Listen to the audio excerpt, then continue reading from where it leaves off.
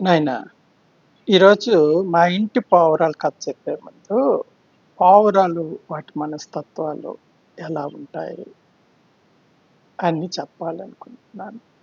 పక్షుల గురించి చెప్పే ముందు మనకు ఒక పక్షి పాట జ్ఞాపకం వస్తుంటుంది. ఆ స్నేహం గుర్తుకొస్తుంటుంది. ఆ స్నేహంలో ఉన్న మాధుర్యాన్ని పాట రూపంలో ఎస్ జానకి గారి పాట గుర్తుకొస్తుంటుంది. ఆ పాట మీరు వినే ఉంటారు. మంచి పాపులర్ కదా. ఆ పాట ఒకసారి పాడి కథలోకి వెళ్తాం. కుండ మామిడి కొమ్మ మీద గోళ్ళు రెండుండేవి. ఒక గూటిలో నా రామచిలుకుంది, ఒక గూటిలో నా కోయిలుంది. ఈ పాట వినే ఉంటారు మీరు. ఉం? నేను ఆ, ఒక పెద్ద ఇల్లు తీసుకుని ఆ ఇంటికి వాటర్ ట్యాంక్, ఆ ట్యాంక్కి ఆనుకొని ఒక గూడు కట్టుకొని ఉన్నారు. వాళ్ళు ఇంతకు ముందు ఎప్పుడు ఏదో పక్షులు గట్ట పెంచుంటారు కాబట్టి ఒక గూడు లాంటిది అక్కడ ఉంది అనమాట. ఆ రూమ్ చూస్తున్నప్పుడు నేను అనుకున్నాను, ఏ పక్షులు అది పెంచుంటారు. ఆ తర్వాత మా వీధిలో ఒక ఆయన పావురాలు పెంచున్నాడు.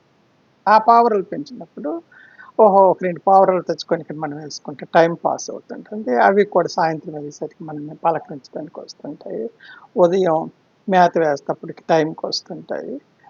ఒక ప్రేమ అభిమానాలు మనిషికి పక్షులకి మధ్య పెరుగుతూ ఉంటాయి అని నేను ఆయనకి అడిగాను అనమాట. బాబు ఒక 2 పావురాలు నాకు ఇవ్వమ్మా అంటే, ఇప్పుడు అన్ని పెద్దవేనండి, గుడ్లు పొదుగుతున్నాయి, చిన్నపిల్లలు, కొంచెం పెద్దవైతే మీకు ఇస్తాను, అవి చక్కగా మీ ఇంటికి వచ్చేస్తాయి అన్నాడు. నాయన ఒక మగ పావురానికి ఒక ఆడ పావురానికి ఇవ్వకు, రెండు ఒక జత ఇయ్యు, ఆవడిది మగది రెండు కలిసి అని అడిగాను. ఆయనకి కూడా అర్థమైంది, ఎందుకో ఆడ మగ రెండు అడిగాను అనేసి అర్థమైంది.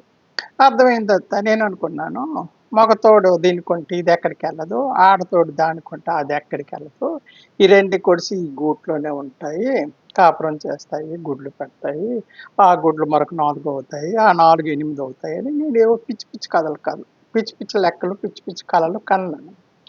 తీరా సీన్లోకి వెళ్తే అసలు కథ అర్థమైంది. అవి మామూలు పావురాలు కాదు, రొంక పావురాలు. రొంక పావురాలు నేను ఎందుకు అన్నాను అంటే, కథ చెప్పి నీకే అర్థమవుతుంది. పావురాలు తీసుకొచ్చాడు, రెక్కలు కట్ చేశాడు, కట్ చేసి ఆ గూటిలో ఉంచాడు. 2 3 రోజులు గూటికి తలుపులు గట్ట అన్ని తాళాలు వేసి బంధించాము.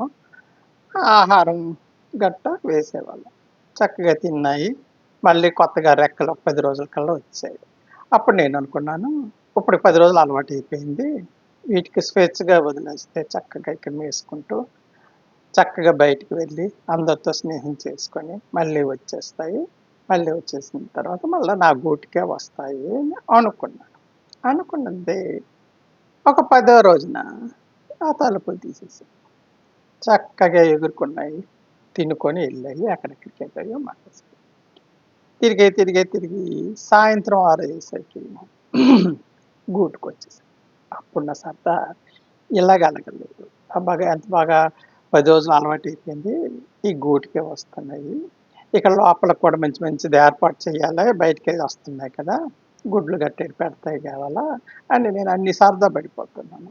సరదా పడితే ఆ భగవంతుడు నా సరదా నీళ్ళేసి చల్లార్చేసాడు. ఏటయ్యింది అనుకున్నారు. ఒక 6 రోజులు అయ్యిందిరా, బాగానే వెళ్ళాయి మేతకు 12 గంటలకి 11 గంటలకి తెల్లవారు వచ్చేవి, 3 గంటలప్పుడు ఒకసారి కనిపించేవి, తెల్ల వెళ్ళిపోయేవి, 6 గంటలకి 6:30 కల్లా వచ్చేసి గూట్లో ఉండేవి. నేను ఉన్నా లేకపోయినా వచ్చేసేవాడు. ఈ విధంగా జరిగింది కొంతకాలం. కొంతకాలం అంటే ఒక 10 15 రోజులు అనమాట. ఆ తర్వాత ఒక రోజు 2 రావడం మానేసి, ఇదేంటమ్మా రాత్రిపూట తెల్లారంతా ఎక్కడ తిరిగినా 2 వచ్చేసేవి, ఈ రెండిటికి ఎవరు పట్టేశారా, ఏమైపోయాయా అని నేను కొంచెం దిగులు పడ్డాను. దిగులు పడితే ఉదయం 11 గంటలయింది. ఉదయం 11 గంటలకు వచ్చాయి. ఒక మేతకి అలవాటు చేశాను కదా ఉదయం 11 గంటలకి, సాయంత్రం 3 గంటలు 4 గంటలప్పుడు, అలాగా 11 గంటలకు వచ్చాయి. అమ్మ వచ్చే మండలు అనేసి ఒక కొంచెం గంటెలుంటే వేశాను. చక్కగా ఆరగించాయి. మళ్ళా వెళ్ళిపోయాయి. మళ్ళా వస్తాయి కావాలా అనుకున్నాను. మరి రాలేదు. అదేటి నిన్న రాత్రి ఇంటికి రాలేదు. పోనీ ఏవో 11 గంటలకు తెల్లవారొచ్చాయి, కనిపించాయి, సంతోషించాను. మళ్ళా ఈరోజు రాత్రి ఇటు రాలేదు ఇద్దరు అనుకున్నాను. నేను అనుకున్నాను, ఒక్క మగ అయినా, ఒక్క ఆడైనా ఇంకేదైనా జట్‌కి పక్షికి ఆహ్, స్నేహం చేస్తే అక్కడికెళ్ళిపోతుంటాయి అని విన్నాను కథలో. కానీ ఇక్కడికొచ్చేసరికి సీన్ రివర్స్ అయిపోయింది. ఆడ, మగ కలిసి 2 కలిసి రాత్రి రావడం మానేసాయి. హ్మ్. అంటే ఈ రెండిటికి 2 ఎంచుకున్నాయా, 2 ఉంచుకున్నాయో నాకు తెలీలేదు. ఇలాగ ఒక వారం, 10 రోజులు చూశాను. రాత్రి రాకపోవడం, తెల్లవారు 11 గంటలకు రావడం. రాత్రి రాకపోవడం, తెల్లవారు 11 గంటలు. నాయన నాకు గొప్ప వికారం వచ్చింది వీటికి. వీటికి తిండి పెట్టడం బొక్క అనుకోని నిర్ణయించుకున్నాననమాట. ఈ మొండలకి ఏటి చేస్తే మళ్ళా వస్తాయి అని మెల్లిగా గదిలోనేసాను గంటి. గదిలో ఏస్తే టక టక టక టకన లోపల గదిలోకెళ్ళినాయి. అవి ఏరుకొని తింటప్పుడు వెనకలెళ్ళి తలుపు పెట్టేసాను. ఎలాగైతే రెండిటికి పట్టాను. పట్టి మళ్ళీ రెక్కలు కట్ చేసేసాను. రెక్కలు కట్టేసి మరి ఎక్కడికెళ్ళవు కదా అని రెక్కలు కట్ చేస్తే, ఒక 10 రోజులు మళ్ళా ఆ గూటు దగ్గరే తచ్చాడుకోవడం, మా ఇంటి ముందరే తిరగడం, మా ఇంటి ముందునే ఏరుకోవడం అన్నీ చేసేయి నేను మేడ మీద చక్కగాను.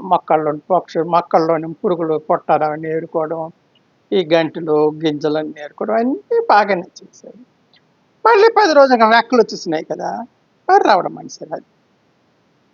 నైట్ రావడం మనిసయ్యి తెల్లవారు 11కి, 10కి అలాగొచ్చాయి మళ్ళీ మీదకి. ఏంటి ఈ రంకు పక్షులు ఇలా తయారయ్యాయి. నేనింత సంస్కారంగా ఉంటే ఈ పక్షులేటి ఇలా తయారయ్యాయి అని నాకు ఆశ్చర్యం కలిగింది. తీరా ఒకరోజు ఈటికి చంపేద్దామని నిర్ణయించుకున్నా. పట్టేసి. పట్టేసి పావురాలు తింటారు కదా! ఎవడో తిన్నోడికి ఇచ్చేది దిక్కుమాలిన పావురాలు. వీటి తిండి బొక్క 10 గంటలకి 11కి వచ్చి తినేస్తున్నాయి. రాత్రి మరి ఇంటికి రావటం లేదు. పట్టేసి ఇచ్చేద్దామని అనుకున్నాను. అనుకునేసరికి ఒకరోజు ఏటయింది తెలుసా? ఈ 2 కూడా మరి రావడం నైట్ కాదు కదా! ఉదయం కూడా రావడం మానేసింది. మరెందుకు ఇది చంపేస్తలేదు కేవలం.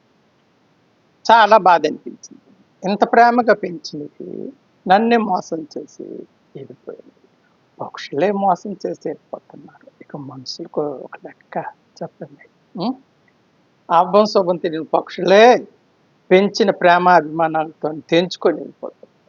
మనుషులు ఎంత అర్థమైంది కదా! ఉంటానే.